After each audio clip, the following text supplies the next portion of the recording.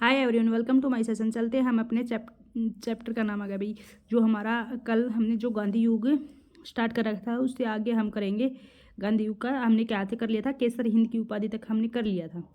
ठीक है, इसी के साथ हम चलते हैं रोल टैक्ट पे। रोल टैक्ट के बारे में हम जानेंगे अब। रोल टैक्ट क्यों हुआ था, कब हुआ था, कैसे हुआ था। रोल टैक्ट के बारे में हम बेसिक पहले ऐसे पता कर लेते हैं कब हुआ था। 1919 में ये हुआ था।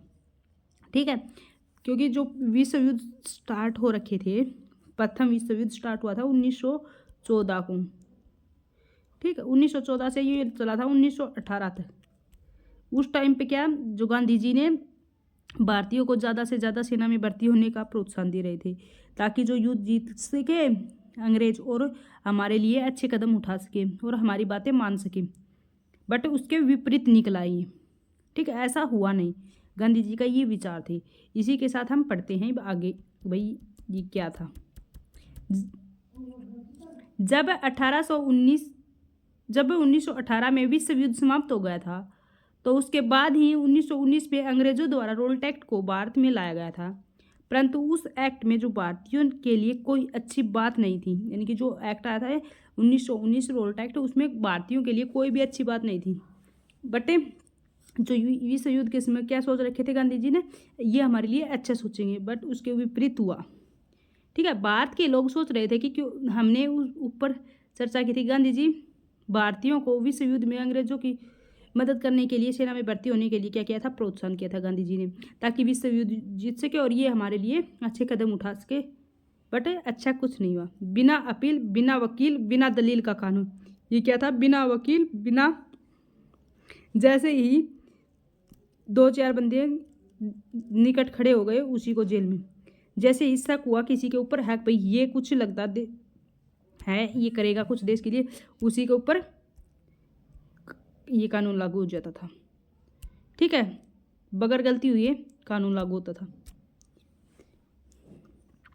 इसी के साथ जलियांवाला बाग हत्याकांड आता है फिर 1919 में। इसी के साथ ही आता है पंजाब में जो दो लोकप्रिय नेता थे, कौन, सत्यपाल और डॉक्टर सैफुद्दीन किचलू की गिरफ्तारी के बाद जनता का आक्रोश तेज हो गया। यानी कि जो सत्यपाल और जो सैफुद्दीन किचलू की जो गिरफ्तारी कर ली गई थी, उसके कारण जो जनता थी वह आक्रोश में आ गई और हिंसाएं हुई। अमृतसर शहर में जो 13 अप्रैल 1919 ईस्वी को जो शाम 5 बजे जलियांवाला बाग में जो विशाल सभा में रोल टैक्ट, डॉक्टर सत्यपाल आदि के बारे में भीषण भाषण चल रहा था। यानी कि रोल टैक्ट के अंदर एक जो सभा हो रखी थी, उसके अंदर भाषण दे रही थी जो सत्यपाल थे, वे सत्यपाल आदि के बारे में, जो सत्यपाल और जो डॉक्टर सैफुद्दीन किचलू के बारे में भाषण दे रहे थे। उसी टाइम पर जो तभी एक जो सेना अधिकारी ब्रिगेडियर जनरल रोगिनाल्ड डायर, क्या था, रोनाल्ड डायर भी बोल देते हैं, रोगिनाल्ड डायर भी है, ने फौज द्वारा भीषण गोली चलाने का आदेश दिया। यानी कि इन्होंने उनमें पर गोली चला दी। देखो इस पिक्चर में दिखाया भी गया है। घटना में लगभग कितने लोग मारे गए, 1500 लोग मारे गए। वैसे सरकारी आंकड़ों के अनुसार तो कितने, 379। सरकार तो भैया अंग्रेजों की थी, तो वो तो थोड़े ही बताएंगे, 379। घायलों की संख्या कितनी थी, 12,000। कितने लोग मारे गए थे, 1500 लोग मारे गए थे। बट सरकार के हिसाब से 379 थे और घायल 1200 लोग घायल हो गए थे। इसी के साथ हम चलते हैं, जब जलियांवाला बाग हत्याकांड के समय जो पंजाब प्रांत का जो लेफ्टिनेंट था वो माइकल ओडायर था। पंजाब प्रांत का जो लेफ्टिनेंट था वो कौन था, माइकल ओडायर ने, उन्होंने इजाज़त दी थी किसकी, उन पर गोली चलाने की। ओडायर ने इजाज़त दी थी, अल्डायर ने, उन्होंने चला दी थी। जिसकी हत्या 1940 में उधम सिंह जी ने लंदन में की थी। उधम सिंह कौन था, एक बहुत बड़ा जो ये उधम सिंह था, एक स्वतंत्रता सेनानी था। इन्होंने लंदन में जाके क्या किया, देखो 1919 में, इसकी कहानी बहुत अच्छी लगती है मेरे को। 1919 में क्या किया इन्होंने, 1919 में तो जो जलियांवाला बाग हत्याकांड हुआ था, उस टाइम पर क्या, ये हमारे बहुत ज़्यादा लोग मारे गए थे। ठीक है, 1919 से ये इन्होंने क्या, कब तक, 1940 तक तो वेट किया। 1940 में इसके क्या मन में आया कि ये लंदन गया। 40 में लंदन जाने के बाद में वहाँ पे इन्होंने पूछा कि जो रोनाल्ड डायर था उनके बारे में, उनका कोई पता नहीं, क्योंकि वो पहले ही मर चुके थे। उसके बाद में जो माइकल ओडायर मिलता है। इससे उन्होंने अच्छे से मुलाकात की, बातचीत की, इनके बारे में जाना, भाई कौन कहाँ किस कैसे रहता है। उसके बाद में इनके वहीं पे इनके गोली मारी इन्होंने, किसने, उधम सिंह जी ने। देखो वो कितने ताकतवर थे, वहाँ हमारे देश से जाकर उनके देश में जाकर वहाँ पे गोली मारी। उस टाइम जो अंग्रेज़ थे उनके बहुत ज़्यादा डर चिढ़ गया था, क्योंकि जो भारतीय लोग 1919 से लेके 1940 के बीच में बैठ करके उसके बाद में भी क्या ये हमारे यहाँ पे आके गोली मार रहे, तो पता नहीं किसके क्या कर देंगे।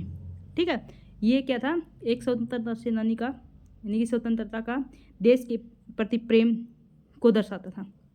जलियांवाला बाग नरसंहार केस में जो भारत का जो वायसराय था वो कौन था, वायसराय लॉर्ड चॉमस्फोर्ड था। कौन था, वायसराय लॉर्ड चॉमस्फोर्ड था। 1919 से 1921 तक रहा था वायसराय लॉर्ड चॉमस्फोर्ड। ब्रिटिश सरकार ने जलियांवाला बाग हत्याकांड की जांच के लिए जो हंटर कमेटी 1919 ईस्वी में अध्यक्ष जीसी हंटर की अध्यक्षता में की थी। हंटर कमेटी की कब की थी, जीसी हंटर की अध्यक्षता में की थी। इनके अध्यक्ष कौन थे, जीसी हंटर थे। ब्रिटिश सरकार जलियांवाला बाग की जो जांच के लिए कौन थे, हंटर थे। हंटर जो अंग्रेज थे उन्होंने उसकी जांच पड़ताल की। जांच पड़ताल करने में क्या है, कौन अपनी गलती बताएगा, भाई कोई नहीं बताएगा। अंग्रेजों की गलती थोड़ी नहीं बताएंगे, वे तो भारतीयों की बताएंगे। इसी तरह आते हैं हम खिलाफत या आंदोलन, खिलाफत आंदोलन है 1919 से 1922 के बीच में खिलाफत आंदोलन चला। खिलाफत आंदोलन में क्या है, उस समय तुर्की के खलीफा को सारे विश्व के जो मुसलमानों का धार्मिक गुरु माना जाता था, उसके ऊपर अंग्रेजों द्वारा बुरा व्यवहार किया गया। किसका, अंग्रेजों के द्वारा बुरा व्यवहार किया जा रहा था। अंग्रेजों के उनके साथ इस बुरे व्यवहार को देखकर भारत में मुसलमानों ने अंग्रेजों के विरुद्ध क्या किया, खिलाफत आंदोलन शुरू कर दिया।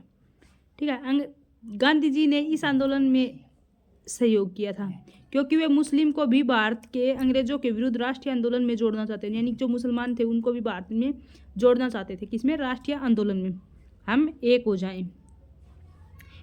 प्रारंभ में इस आंदोलन नेतृत्व अली बंधुओं शौकत अली और मोहम्मद अली द्वारा किया गया था। यानी कि स्टार्टिंग में जो खिलाफत आंदोलन का जो नेतृत्व किया गया था किसके द्वारा किया था, शौकत अली और जो मोहम्मद अली के द्वारा किया गया था। परंतु बाद में इस आंदोलन बात जाकर बोल ले तो बुढ़ी, यानी कि जो खिलाफत आंदोलन है इसका नेतृत्व किसने किया था, शौकत अली और जो मोहम्मद अली ने किया था। और इसमें गांधी जी ने भी किया था, सहयोग दिया था इस आंदोलन के नेतृत्व। ठीक है, असहयोग आंदोलन के बारे में बात करते हैं। जो असहयोग आंदोलन था वो कब हुआ था भाई, 1920 में। इनके सभी आंदोलनों की मेन आंदोलन है, इनकी डेट याद रखनी है भाई। ठीक है, इन सब घटनाओं को देखते हुए जो गांधी जी द्वारा अगस्त 1920 में जो असहयोग आंदोलन की शुरुआत की गई थी, यह गांधी जी का भारत में प्रथम सबसे बड़ा आंदोलन था। सबसे बड़ा आंदोलन क्या था, असहयोग आंदोलन। यह आंदोलन कैसा था, यानी कि अहिंसक आंदोलन का, यह आंदोलन अहिंसक होना था, जिसमें भारतीयों को अपने किताबों का त्याग करना, किताबों मतलब जो भी हम विदेशी चीज़ों का यूज कर रहे हैं उनको हम परित्याग कर दे, यानी त्याग कर दें, और सरकारी शिक्षण संस्थानों और सरकारी सेवा और विदेशी सामान और चुनाव का बहिष्कार करना, अतः करों का भुगतान करने से भी इनकार कर देने की, जितनी भी विदेशी चीज़ें हैं उनका बहिष्कार करना, और जितनी भी हम सरकार उसमें लगे हुए थे काम में, जो भारतीय थे उनके अंग्रेजों के काम में लगे हुए थे, उनको सभी को त्याग कर देना और कोई भी कर भुगतान नहीं देना। गांधी जी ने भी अपनी उपाधि क्या है, केसर ए हिंद उपाधि त्याग दी। कब त्यागी भाई, असहयोग आंदोलन में त्याग दी थी। ये कब दी गई थी, केसर ए हिंद की उपाधि उनको दी थी 1918 में। ठीक है, जब प्रथम विश्व युद्ध के बाद। चोरा चोरी कांड 5 फरवरी 1922 को, चोरा चोरी कांड के बारे में देखते हैं। 5 फरवरी 1922 को होता चोरा चोरी कांड। 5 फरवरी 1922 को जो गोरखपुर जिले में चोरा चोरी में किसानों को एक जुलूस पर पुलिस द्वारा गोली चलाने पर भीड़ ने थाने को ही जला दिया। यानी कि एक किसानों का एक जुलूस निकाल रहे थे किसान, उस टाइम पे जो पुलिस वालों ने उनके ऊपर गोली चला दी। उसके बाद जो किसान थे और जो लोग थे उनको गुस्सा आ गया, उसके कारण वे पुलिस थाने के ऊपर ही क्या आग लगा दी। उसमें 22 पुलिसमैन मारे गए थे। इस घटना के बाद गांधी जी ने इस असहयोग आंदोलन को हिंसात्मक होते हुए देख इसको समाप्त करने का निर्णय लिया। ठीक, इसको समाप्त करने का निर्णय ले लिया।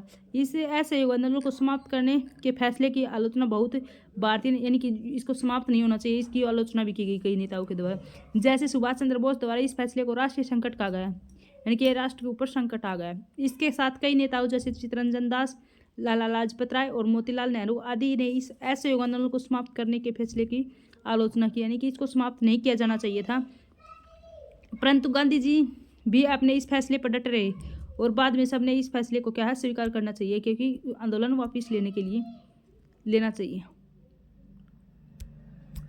स्वराज पार्टी के बारे में और देखते थे भाई। स्वराज पार्टी 1923 में। इसके बाद कुछ नेता थे जो गांधी जी के विचारों को सहमत नहीं, कुछ ऐसे भी नेता थे जो गांधी जी के विचारों से सहमत नहीं थे। ऐसे में चित्तरंजन दास और मोतीलाल नेहरू जो गांधी जी के विचारों के साथ सहमत नहीं रहा करते थे। कुछ ऐसे भी थे जो चित्तरंजन दास ये भाई, मोतीलाल नेहरू ये जो गांधी जी के विचारों से क्या है सहमत नहीं रहा करते थे। उन्होंने एक पार्टी की स्थापना करने का निर्णय लिया। वो कौन सी पार्टी थी? स्वराज पार्टी। इस क्रम में जो चित्तरंजन दास और मोतीलाल नेहरू ने इलाहाबाद में जो मार्च 1923 में इस पार्टी की स्थापना की। कौन सी की? स्वराज पार्टी की।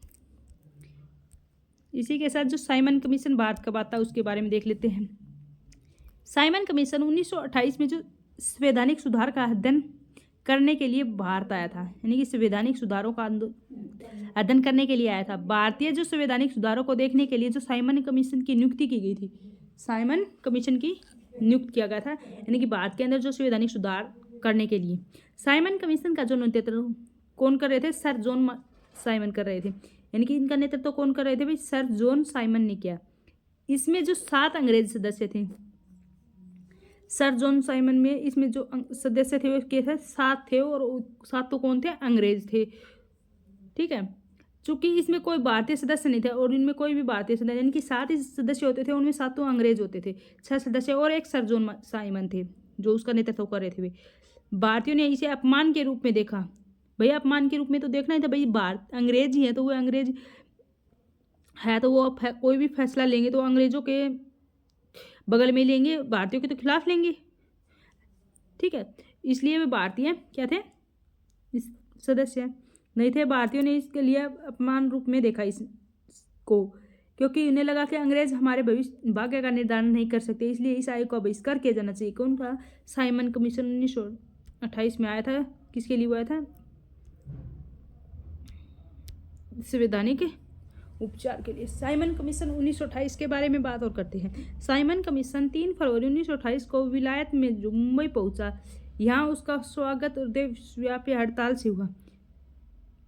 जब कमीशन दिल्ली पहुंचा तो काले झंडों और साइमन कमीशन वापस जाओ के नारे लगाने चालू हुए, यानी कि दिल्ली के अंदर जैसे ही साइमन कमीशन हमारे भारत में आया तो दिल्ली के अंदर पहुंचा तो दिल्ली के अंदर क्या है? काले झंडे और जो साइमन कमीशन वापस जाओ का नारा लगाने लगे। ठीक है, साइमन जब लाहौर पहुंचा तो लाला लाजपत राय के नेतृत्व में इसके खिलाफ प्रदर्शन किया गया। पुलिस के लाठीचार्ज के कारण ही कुछ दिनों के बाद लाला की मृत्यु, यानी कि जैसे ही लाला लाजपत राय ने इसका विरोध किया तो उसके ऊपर लाठीचार्ज हुई और लाठीचार्ज के कारण ही उसकी क्या है? मृत्यु हो गई।